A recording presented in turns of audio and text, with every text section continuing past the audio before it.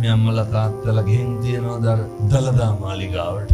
අර පුළුම් පුරවලා ඉන්නේ ඇතේ. මොකක්ද යතාගේ නම් රාජයතා. ඔය නුගෙවල නිලමේ දියවඩන නිලම වෙලා ඉන්න කාලේ රාජයතා දැන් අර කොවින්ස් හෝටලේ ඉස්සරහින් පෙරහැර ගෙවිදින්න තියෙනකොට මේ උස්සපු කකුල දෙමින් තියන්න නැතුව බලාගෙන ඉන්න.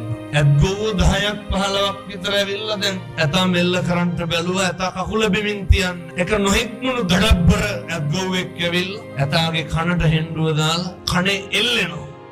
කන ඉරාගෙන වැක්කිරෙනවා. කනේ ලේ ඇස්වල කඳුළු. ඒත් ඇතා කකුල බිමින් තිබ්බෙන. නිලමේ ඇවිල්ලා බලනකොට අලියාගේ ඇඳුම අයින් කරලා බලනකොට දලදා කරඬුව බැඳලා තිබ්බ රන්සෙවිගේ ලොක් එකක් බුරුල් වෙලා. මේ තිරිසන් සතා දන්නවා උස්සපු කකුල බිමින් තිබ්බොත් මොකද වෙන්නේ? දලදා කරඬුව බිම වැටෙන්න පුළුවන්. තිබ්බේ නැද්ද කනට හෙන්ඩුව දාලා අදිනකොට කකුල බිමින් තියන්න.